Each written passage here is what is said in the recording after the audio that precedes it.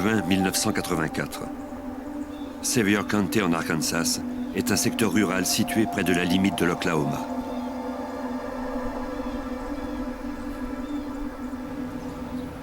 Winona Bryant roulait sur l'autoroute 71, direction sud. Ce professeur d'une école secondaire de la région était en voiture avec ses enfants et son neveu. Elle devait rencontrer son mari, Louis Bryant, pour le repas du midi. Celui-ci était patrouilleur pour la police d'État de l'Arkansas sur ce secteur de l'autoroute. En route, Winona aperçut une voiture de patrouille sur l'accotement. Elle reconnut le numéro d'identification.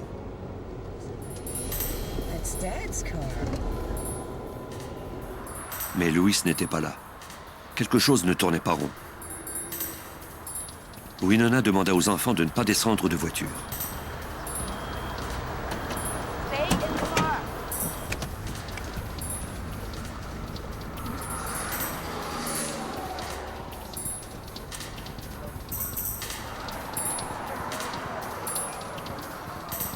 C'est alors qu'elle le vit. Il était couvert de sang.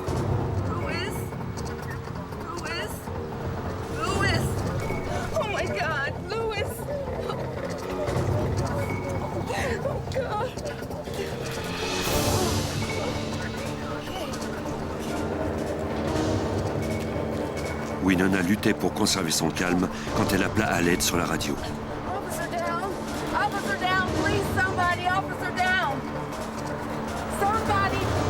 Elle dit à la répartitrice que Louis était inconscient. Apparemment, il avait été blessé par balle.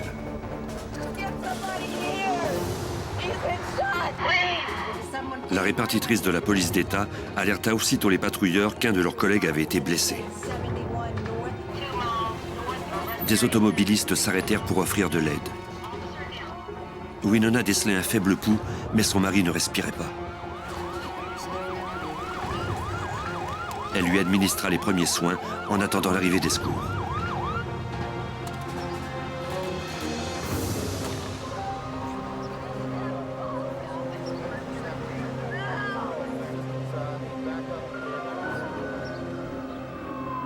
Des ambulanciers conduisirent Bryant à l'hôpital le plus proche où l'on constata son décès.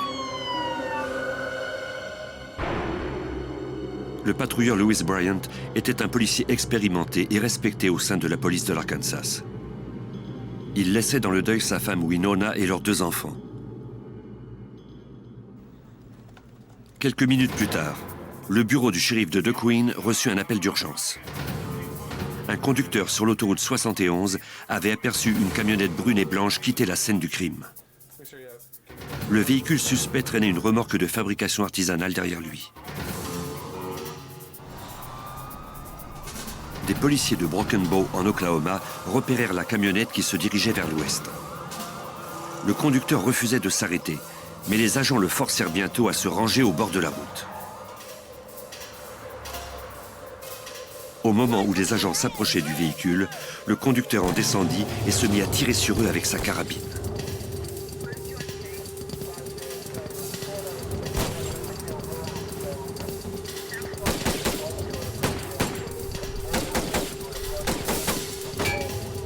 Les policiers ripostèrent, blessant le suspect à l'épaule.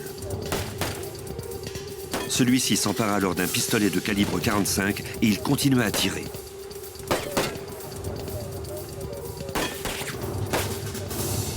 Les policiers le touchèrent à 4 reprises, le forçant finalement à se rendre.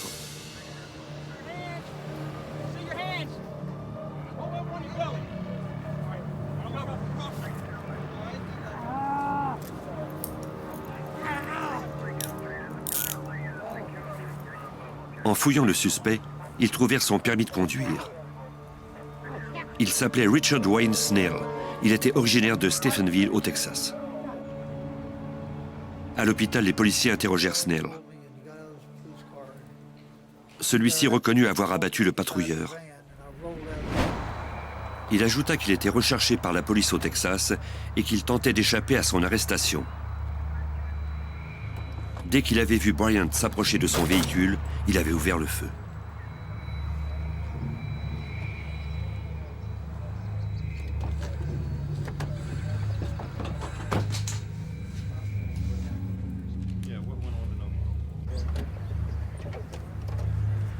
Les agents du bureau d'enquête de l'Oklahoma fouillèrent la camionnette de Snell.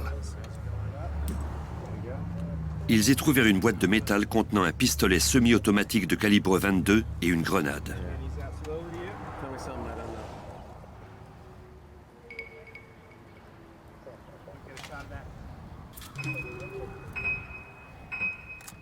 Ils découvrirent également des fils électriques suspects fixés sous la colonne de direction et menant à une sortie d'air conditionné.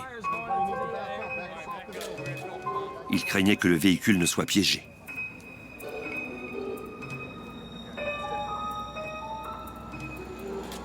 Les enquêteurs firent alors appel à l'escouade antibombe de la patrouille de l'Oklahoma. Les techniciens examinèrent soigneusement le véhicule. Après quelques minutes de tension, ils purent conclure qu'il n'y avait aucune bombe dans le véhicule.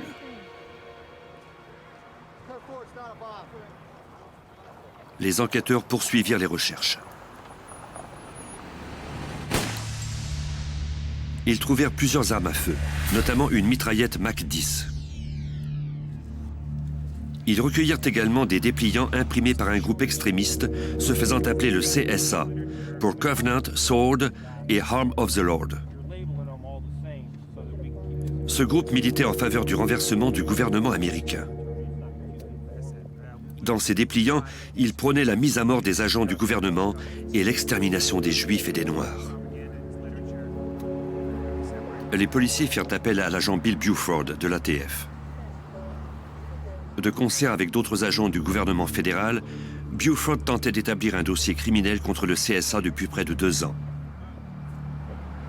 En cherchant des indices, il fit une découverte troublante. Il y avait un porte-document dans la camionnette. Il contenait de nombreuses notes recueillies par ce type, de même que quelques plans.